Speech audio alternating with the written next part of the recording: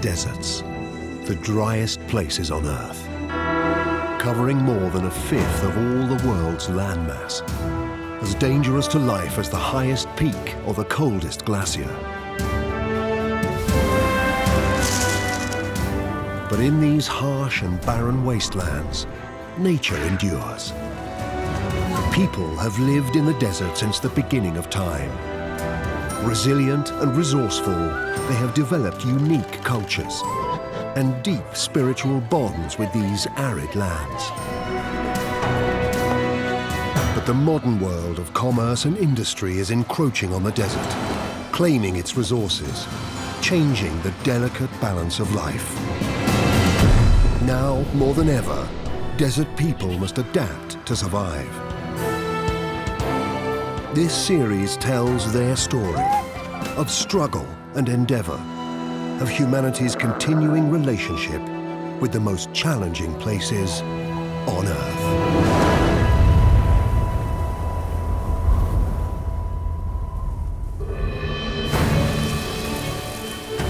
This is the story of life in the Australian Outback, a place so forbidding it looks to be incompatible with human life. But for tens of thousands of years, people have called this place home, living a difficult, sometimes brutal existence. It's not a very pleasant task for them, but it's got to be done. In their isolation, they've developed a thirst for adventure and a knowledge that pulling together is key to survival. The Outback is a place of dramatic transformation, of untapped wealth and secret histories.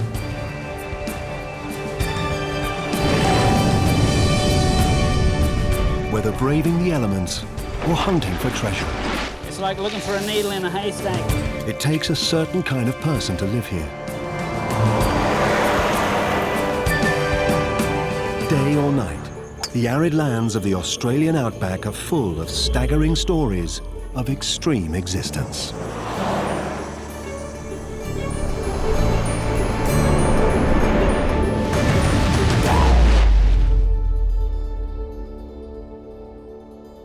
Almost all of Australia's population lives along its coastal fringes.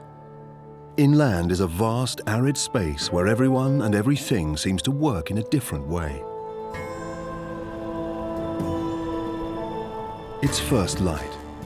Anna Creek's cattle ringers are bracing themselves for a long, hot day in the desert. Their task is to locate and corral a 1,000-strong herd of cows. The process, known as mustering, will involve gathering a herd together and driving them non-stop over 30 kilometers in the blistering heat of the Outback. In the past, this work was done on horseback. But when your farm is this massive, it's best to use horsepower of a different kind and go at it from all angles.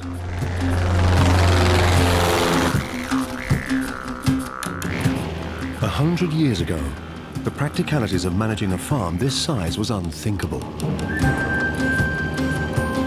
Stretching out over 2 million hectares of the South Australian Outback, Anna Creek Station is the largest cattle station in the whole world.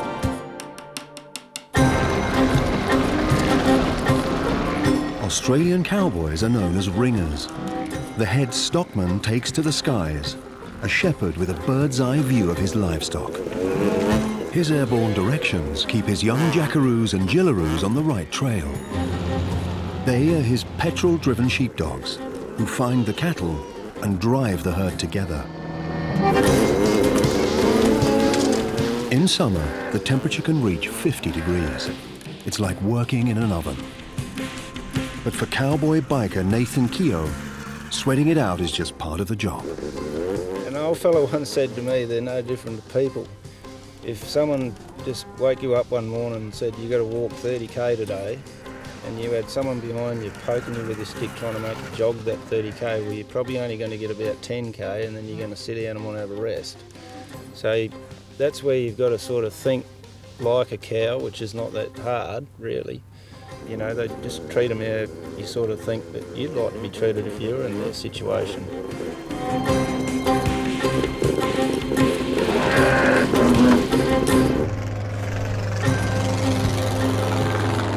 Despite being one of the driest places on Earth, plenty of grasses and shrubs have evolved to grow in the desert soil.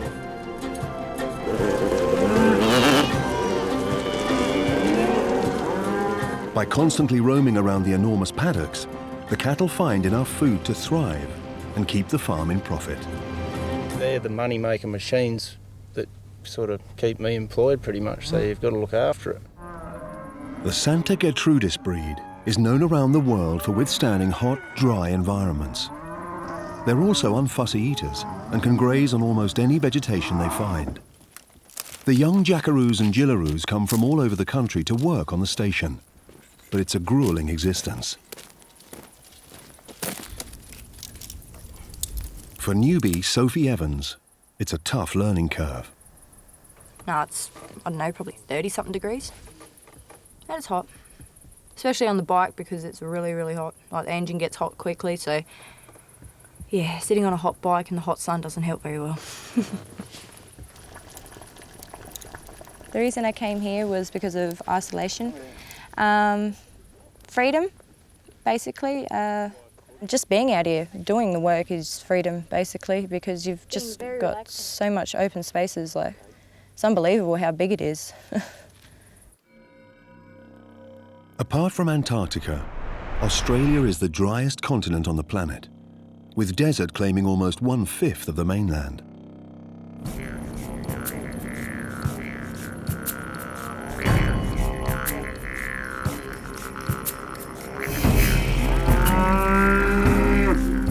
Although the cattle can find food by grazing vast areas, to survive in the outback they also need plenty of water.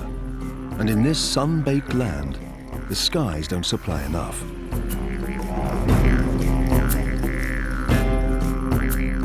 But in fact, there's plenty of water here if you know where to look.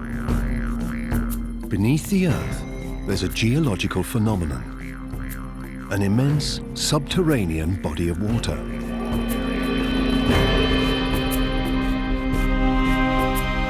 The Great Artesian Basin. Extending beneath almost a quarter of the country, it holds a staggering 65 million megalitres. That's enough water to submerge all the land on Earth. It's Australia's greatest natural reservoir. Fresh water often rises to the surface in a series of springs, a life-giving force in an otherwise barren landscape. It was these ribbons of water that enabled the early settlers to overcome the challenges of living in the desert. By tapping into the basin, they became masters of their own destinies and sowed the seeds of an agrarian revolution in the outback.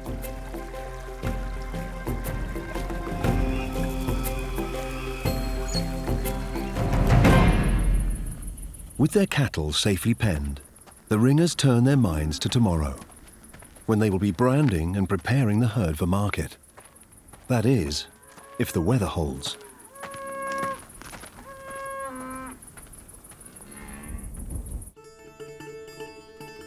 Just 20 kilometres from Anna Creek Farm lies William Creek, one of the smallest settlements in Australia. Though it's in the middle of nowhere, for the ringers and farmers of the outback stations, this is the local village.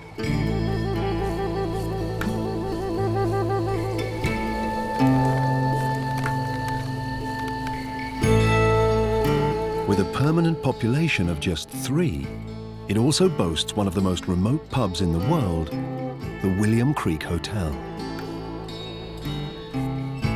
History runs deep at this watering hole. Since it was established by the pioneering outback explorers in the 1880s, it's been a gateway to the desert. With plenty of regular customers. One of those soaking up the atmosphere is old-timer Bobby Evans, who's been a ringer all his life. Tomorrow he'll be at Anna Creek, helping Jillaroo Sophie wrangle the bulls. Yeah, Sophie is my niece, and I am proud of her carrying on the traditions.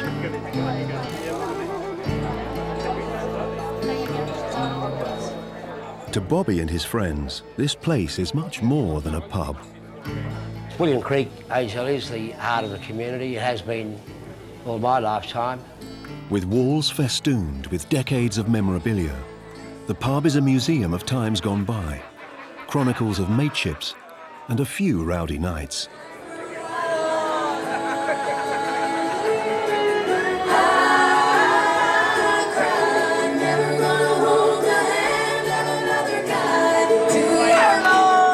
In the Outback, they know there's nothing better than getting together with friends. It's key to staying alive and still smiling. A fact no one knows better than landlord Bruce. The pub's about as Aussie as you can get. We're in the middle of nowhere. We're 200 kilometres from the nearest outback town. Our community are our mates.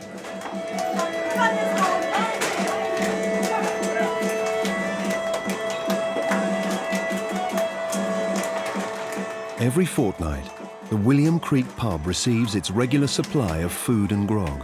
Though demand is so great, the bar can easily be drunk dry. In the Outback, there's no such thing as a guaranteed next-day delivery, so Bruce is always thinking ahead. You've always got to have a contingency plan, so you make sure you've got plenty of food and booze. Tonight especially, Bruce is bracing himself. There's a rumour of freak weather on the way. A rainstorm is brewing in the Outback.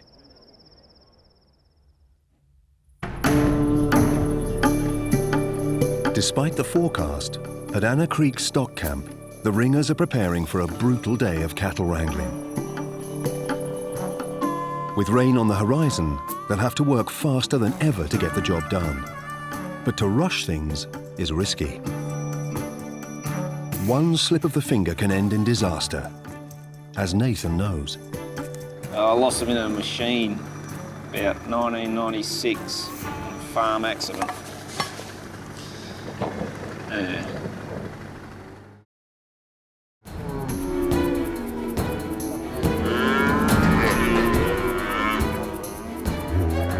With a national herd of over 26 million cattle, Australia is the second largest exporter of beef on the planet.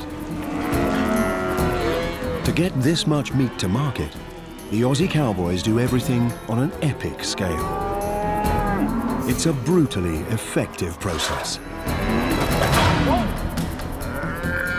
The station is a living production line, punctuated by ruthless rituals during which the calves are separated from their mothers.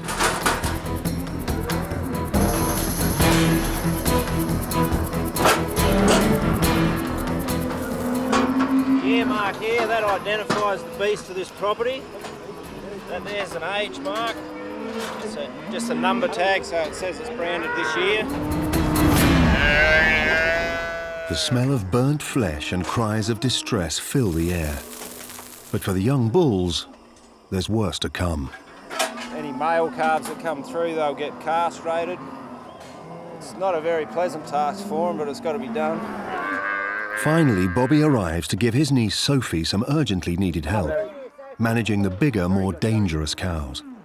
You do get a bit worried, but you have to have confidence in her. You have to be aware that you can get hit if you're not paying attention. The pleasure I get nowadays is watching the young people perform.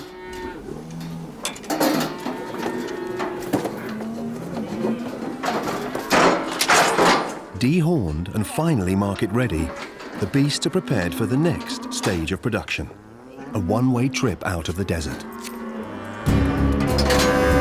The road train rumbles in. Weighing almost 200 tons, these ships of the desert are the monsters of the open road. They are the largest trucks in the world, and the only way to get the cattle to market on time. The clock is ticking. The cowboys know the impending rains will turn the desert tracks to mud. They must get the cattle out before the first raindrops fall. Working together, Bobby and Sophie try to direct the beasts up the ramp and onto the wagons. But after several hours of being pushed around in the heat, the cattle are distressed and confused. When things go wrong, like, I don't know, it's just time consuming really. It's annoying. One beast It can take up a lot of time if it doesn't want to go on the truck. A piece of tubing and a plastic bag is all that's needed to coax the cattle to move. It's hard now only because they're being stubborn and they won't go up on the race, so it makes it harder. The best thing about today is when it's over, finished.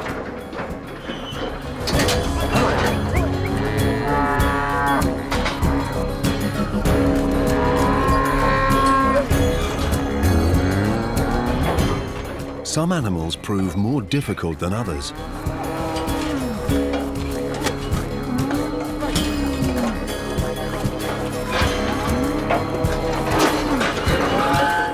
It's back-breaking work, but with guidance from the more experienced cattlemen, Sophie eventually empties the stockyard.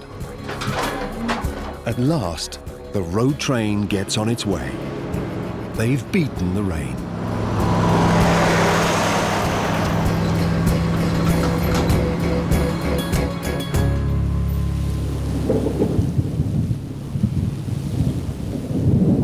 Finally, the skies open.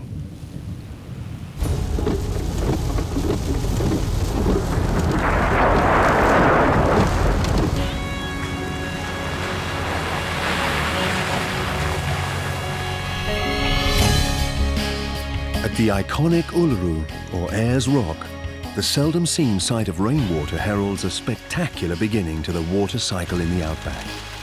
It's been 20 years since rain like this.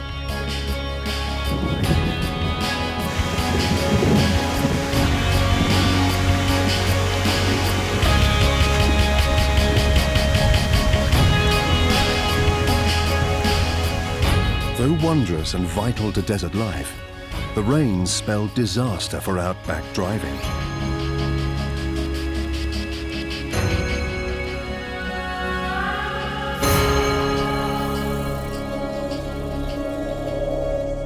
Here, roads are few and far between. But bisecting Australia's mainland from north to south is the 3,200-kilometre Stuart Highway, known as Explorers Way. It's the longest single stretch of bitumen in the desert, outside of which there's little but dirt track. No driver wants to be stuck on these routes in a storm.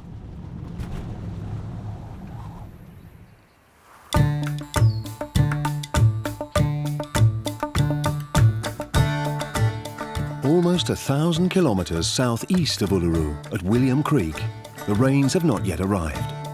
But one man is preparing for the worst. Local pub manager Bruce Ross, accompanied by his canine companion Pig, is changing the road signs to alert drivers of danger ahead.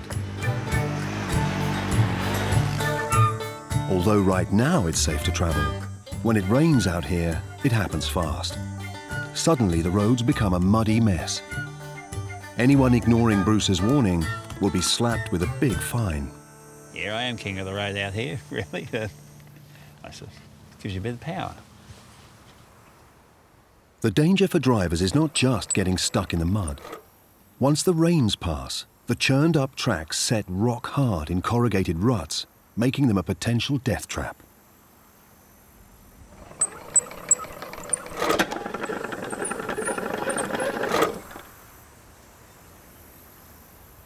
People get a bit agitated and scared. They're out of their comfort zones, and they think that we've changed the signs to keep them in at William Creek so we can extract more money out of them, but farther from the truth. We'd rather not have them here when it's wet and it costs us too much money to maintain the place.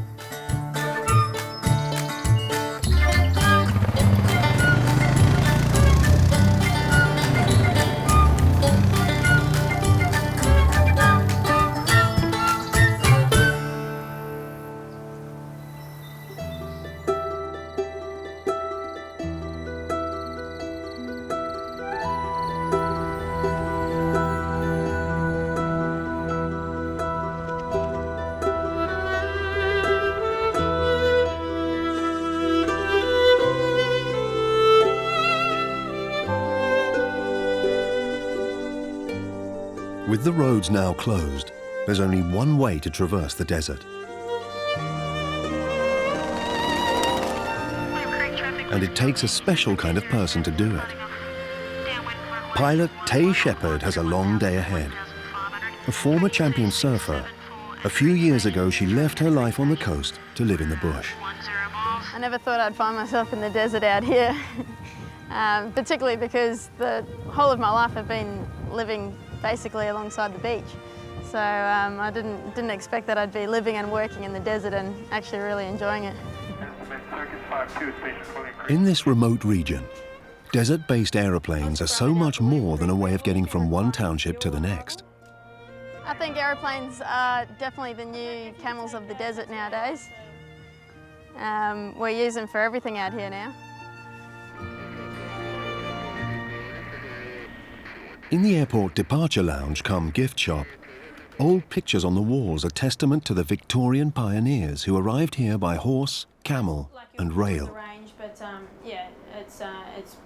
But these days, bush aeroplanes have conquered the tyranny of distance, providing a lifeline to the most isolated homesteads, no matter how harsh the elements. A lot of places you put your address and people just laugh at you and they go, well, where is that?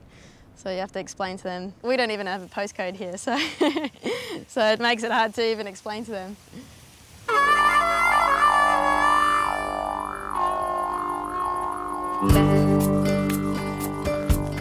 Tay makes a living from a mixture of scenic flights, mustering cattle, and community services.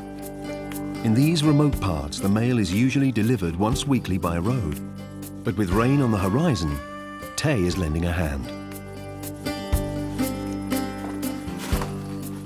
It means a lot for us to be able to do this for the community because, you know, everyone really supports us in kind of everything we do, and it's good to be able to see the smiles on their face when they actually get their mail, when they think that they're not going to be able to get it because the roads are closed. So, yeah, it's good to be able to help out.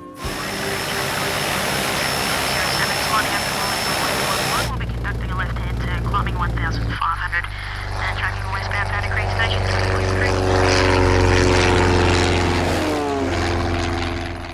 We fly over a pretty arid and desolate landscape out here. There's you know, not much vegetation around. It's quite barren, and for that reason there's not many landmarks to go on really, as well as far as navigation is concerned. It's beautiful in its own right as well.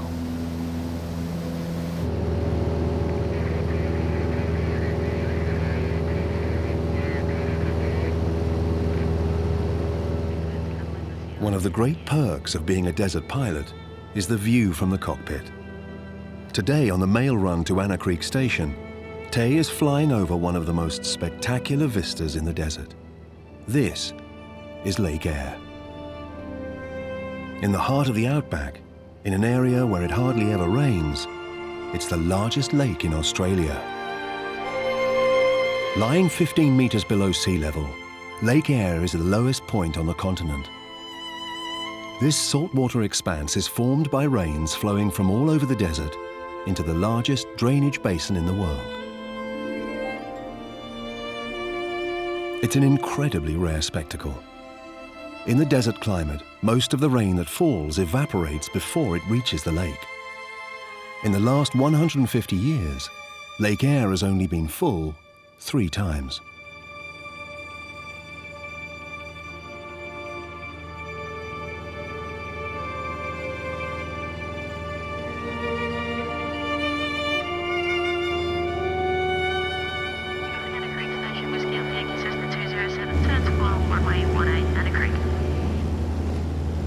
Finally, Tay has Anna Creek Farm within her sights.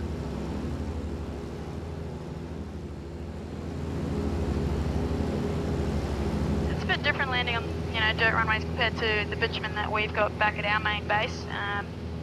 Sometimes, you know, particularly when it's really windy, you can be slipping and sliding around the place. You've also got to be aware of, you know, the rocks and things like that that your propeller will be picking up, and the dust that you're blowing over, you know, over them on takeoff and landing as well. So, yeah, it's a little bit different, but it's a challenge that, you know, we all get used to and we enjoy out here. Anna Creek traffic, Whiskey Alpha Yankees, backtracking runway 18, Anna Creek.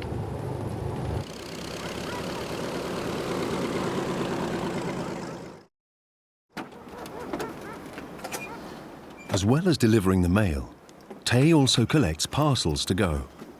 In the past, she's even flown out dead bodies for burial. For bush pilots, it's all part of the service.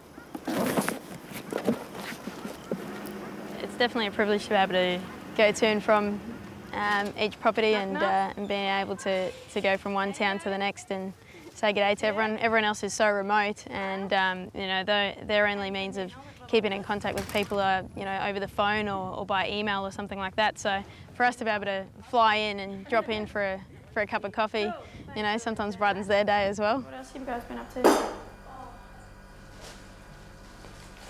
Remote. Remote.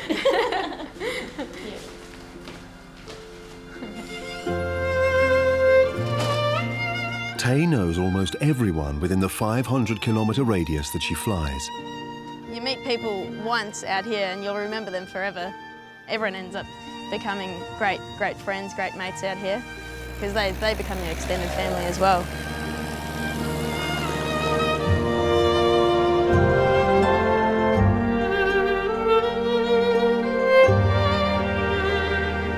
I have fallen in love with the desert out here, and I didn't think I would. I thought it might just be you know, a good experience for a short time, but it's consumed my life a little bit. But the view from above is not all unspoilt wilderness.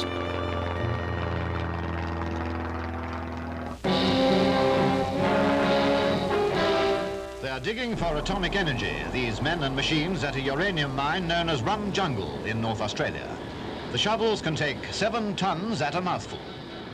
Mining has always attracted people to the Australian desert. The prospect of making a fortune by digging the dirt triggered the Australian gold rush of the 1850s. But soon people discovered that the red sand held other precious deposits too. Mining the Outback is now a massive moneymaker. Coal, iron ore, lead and uranium can all be found here in relative abundance. Today, Australia is one of the largest mineral exporters in the world.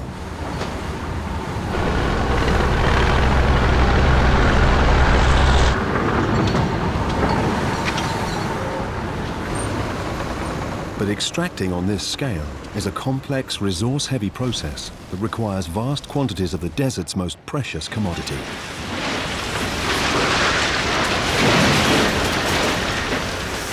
Water.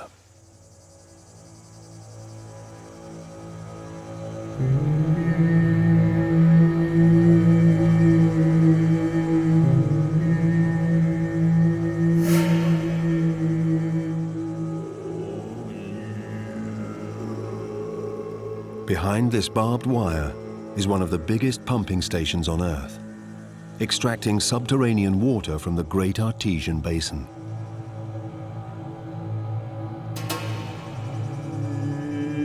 The water is used for industrial purposes, but every week billions of litres are drawn from the basin, prompting fears this finite resource is being depleted to the detriment of all.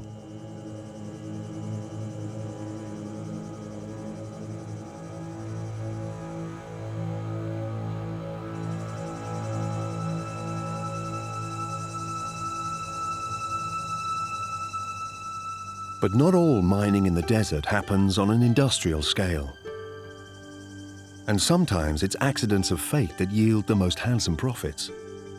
In 1915, a thirsty teenager named Willie Hutchison was wandering the bush in search of water. What Willie found changed his life forever.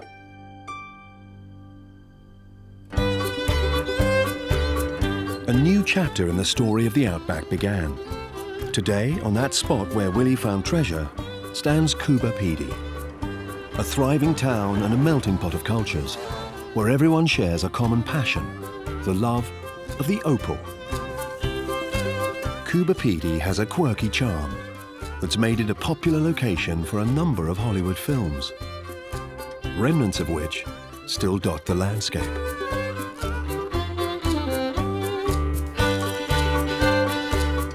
It's a searingly hot place to live. In the height of summer, temperatures can top 50 degrees Celsius. But the residents have found a unique way to escape the heat. Many shops, churches, restaurants and houses are built underground. The streetscape is lined with doorways carved in the rock. Coober Pedy is a town of cave dwellers who are resilient and proud of their unique way of life. When you build your own home from scratch, it gives you a satisfying feeling. You've got to know a bit about everything. You've got to be a builder, carpenter, welder, all sorts of stuff. But when you actually live inside the place that you built, it gives you a real good feeling. Inside his man-made vault, Philip Lewis has an opal workshop. Trading these precious gems is how he makes a living. Once cut and polished, Philip's opals will be made into jewellery. It's a craft that takes as much skill as it took to carve the walls of his home. No matter how scorching it is outside, inside, the temperature is always cool. It's a feel-good home. It definitely feels very comfortable and easy, and as a home should be. It feels solid and secure. Like an oasis in the desert might be a good description for it, I think. Sue and Phil know that to live here, you have to adapt.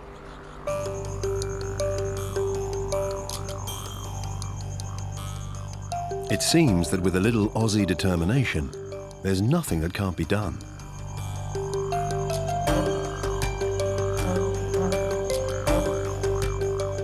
At Coober Pedy's golf club, there's no fairways or lakes. 18 holes in the heat of the day would challenge the toughest of caddies.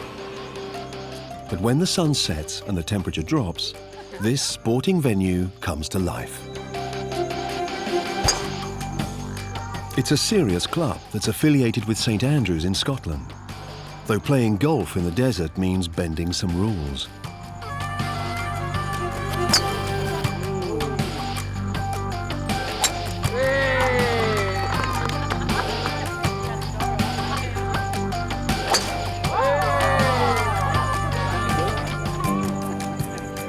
We've got fluorescent balls that we hit down the fairway, hopefully. We've got a piece of grass here which we use only on the fairway. We're playing on a par 4, but we've got a good chance for a birdie if we get this one on the scrape.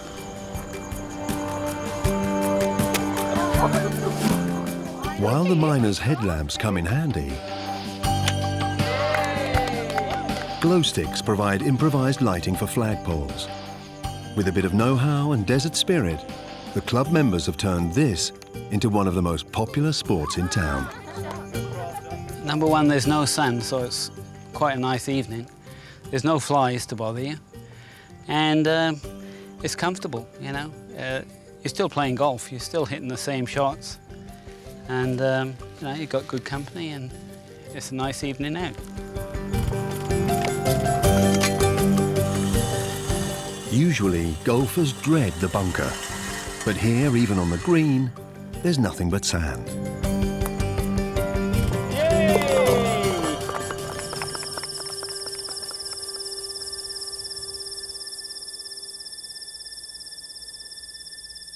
While the cool nights are reserved for fun, in the hot light of day, Phil must return to the serious business of mining the desert.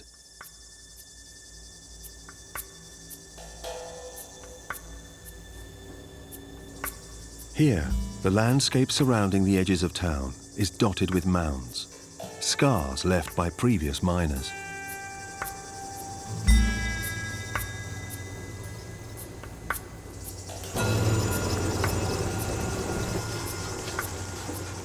Always hoping to strike it lucky with a new seam of opal, Philip has been mining and sifting the desert rock for over 20 years. We're out prospecting on Digger's Gully. We're drilling a shaft here to about 30 feet. So the next 2 or 3 sievesfuls, if there is opal, should start to come out.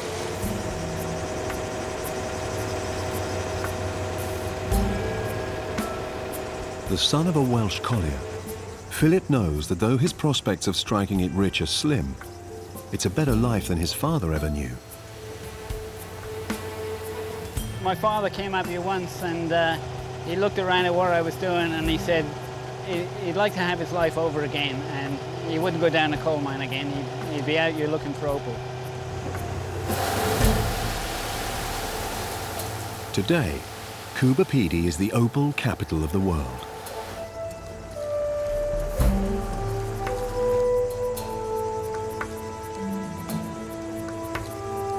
For almost 100 years, miners like Philip have arrived here, addicted to the lure of hidden riches.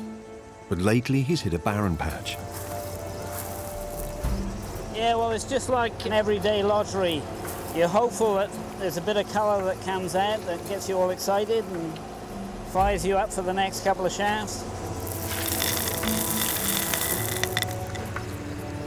Across the world, precious opal is exceptionally rare. It's been 70 million years in the making. Long ago, inland Australia was covered by ocean. Over time, as the seas receded, silica-rich liquid gathered in cracks and hardened to become opal. Today, Philip is hoping luck will be on his side. In temperatures topping 40 degrees, he's digging test holes, looking for valuable seams in the rock. Opal fever has a hold on him.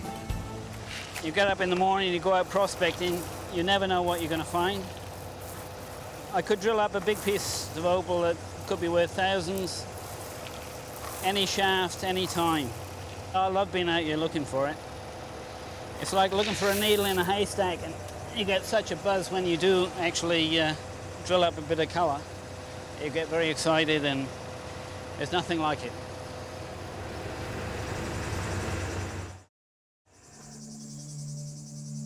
Every treasure strike leaves a hole in the ground. But for miners preoccupied with prospecting, safety is not always a priority. I had a fairly major accident in 1982. I was working with a tunnel machine underground and I was just picking out a little bit of opal. It looked pretty good, so I asked my partner to pass me the jack pick, the electric jack pick. And he passed it over, but on the way over he actually accidentally touched the starter button for the cutter head.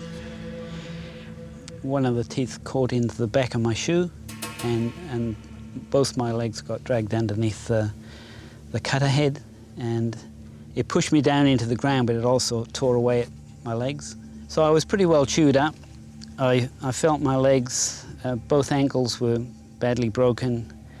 I knew I'd probably lost one leg. So I asked him for a piece of rope. I tied a tourniquet around my left thigh, and I sat there for about an hour. I'm sorry, I got flown to Adelaide with a flying doctor. I was in hospital for 6 months. And I'll just have to leave it there. So it was hard.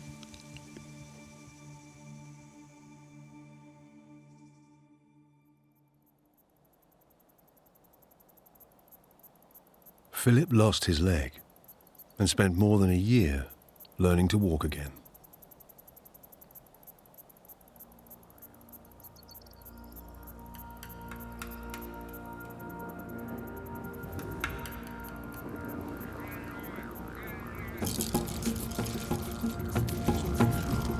But as it is with addiction, the hunt for the next hit is hard to give up, and the opal craving only worsens the longer it takes to strike it rich.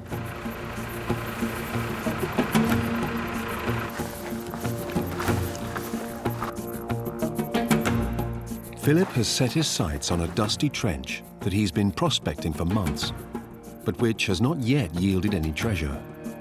He's hoping that today his luck will change.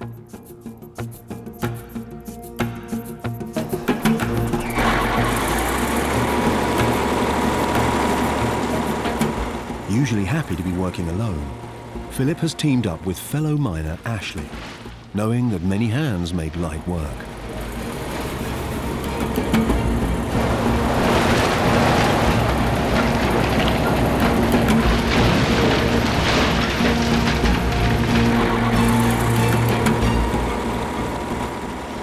Despite his previous dice with death, Philip ventures dangerously close to the digger, searching for something that sparkles. Suddenly, he spots a flash of brilliant blue in the rock face.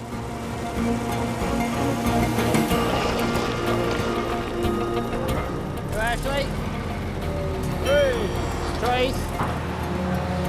Yeah, you got me a bit of luck, eh? Yeah, that's right. Bloody beauty. Bit tight. Ooh, sounds good. Look at that, Ashley. Yeah, it's nice, eh? Look at that. Beauty. It's easy to see why miners like Philip and Ashley hold out for a moment like this. At today's rates, this piece of rock could be worth as much as $400 US. I've seen pieces of opal the size of loaves of bread. And I'm not joking, they were big pieces. Knowing a big gem might be just a pick strike away keeps them mining for more. They call me lucky, really.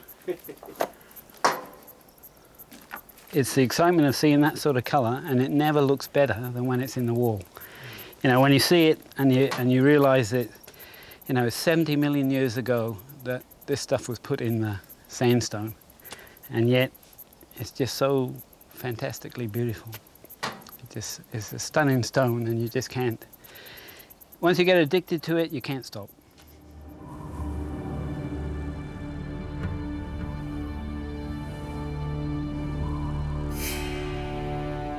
Not everyone who comes to the desert is searching for minerals.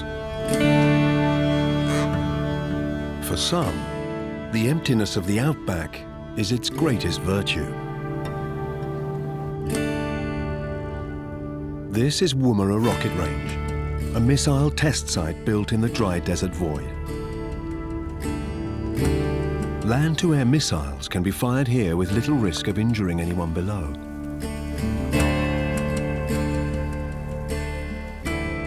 Opened in 1947, Woomera is the biggest rocket range in the Western world.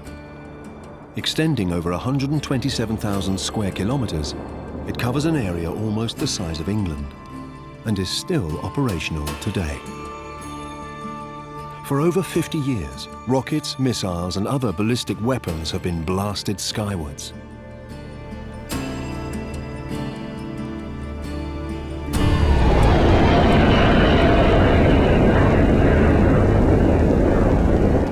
On the ground, disused bunkers, space debris, and relics from rockets point to a secret history of military testing. But the perception that the Outback was an empty, lifeless landscape was far from the truth.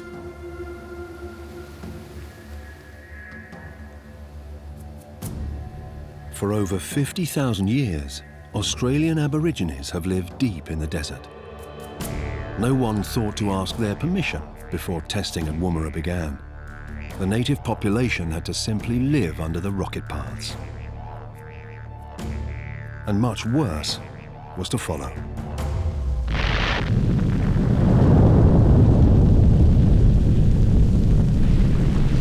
Following the now familiar blinding flash, the sinister mushroom rises. Deep in the back blocks of Australia, far beyond Woomera itself, the base of operations was established. Uninviting, trackless country this, where every vehicle must carry water and stores enough for twice the time scheduled. During the 1950s and 60s, in an area known as Maralinga, the British and Australian governments joined forces to conduct secret nuclear tests. The desert sky was set alight by 9 atomic explosions. some as powerful as the Hiroshima bomb. The effect was to turn the desert into a radioactive wasteland.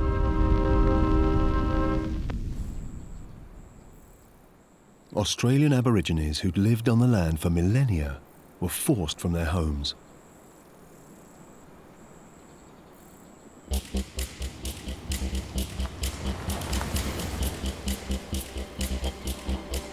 These days, different kinds of prohibited zones have appeared in the outback, lands that are permanently owned by the Aborigines.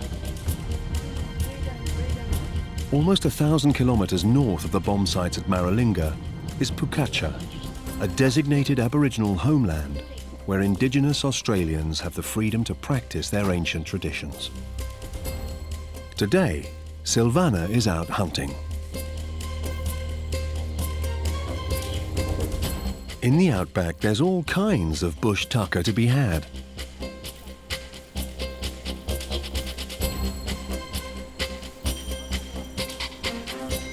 If you can catch it.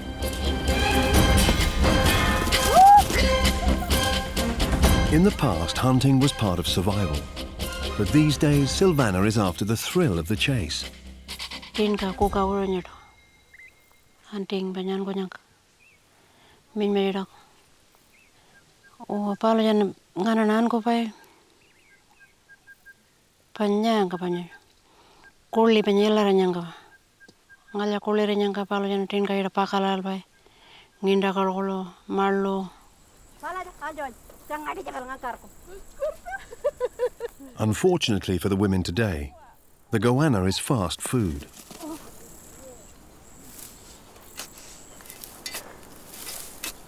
The women live in a nearby town with modern amenities, but here in the desert is where they feel most at home.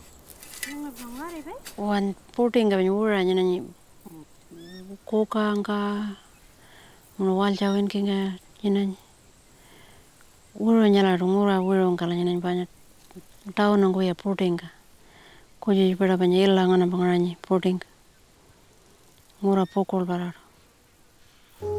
Here in Pukacha, Silvana has a house. There's a school, a police station, a medical clinic and a grocery shop. It's a town typical of the kind successive governments have funded for Aboriginal people in an attempt to atone for atrocities committed against them in the past. Many people believe this urban-style living is poor compensation for what's been lost.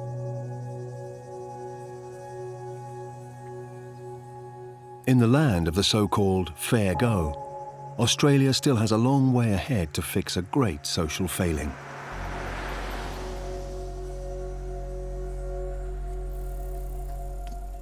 While the goanna's gone to ground, the women turn their minds to hunting another kind of bush tucker.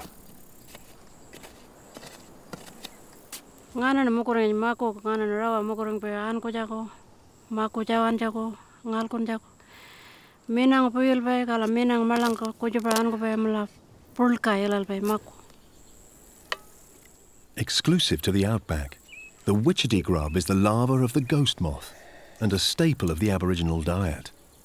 A rich source of protein, while usually lightly roasted, today it's devoured uncooked.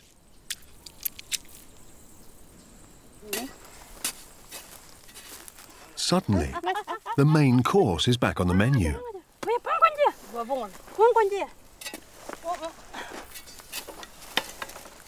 But there's nothing subtle about catching a goanna. It's an ancient tradition that sometimes calls for a bit of grunt. Wangailan ko pe pampairang ka enwe janang kari pe menunindil pe marluk tin ka ko nginda ka ko janam pa menunyara pa longail nya ko nindring pe janala.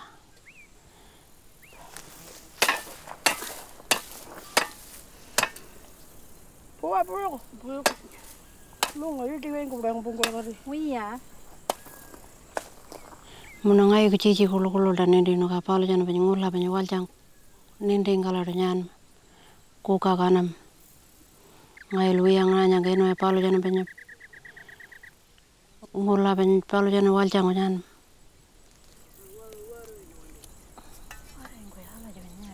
Maintaining their ancestral links, Australian Aborigines can still live off the land. In the last 200 years, their culture has been tested more fiercely than ever before. Yet still the old ways endure.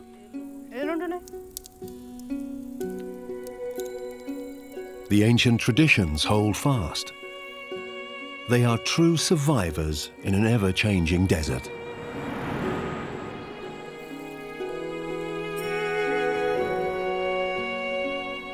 The Australian outback is a place where staggering beauty can appear overnight, where life is brutal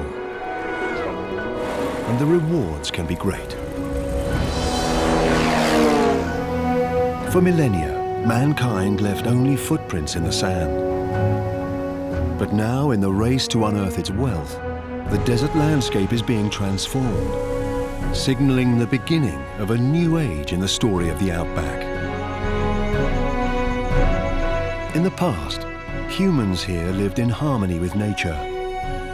Today, the people of the outback are pulling together to survive. As the future brings ever more change, the people who live here will again have to adapt to survive life at the edge of the earth.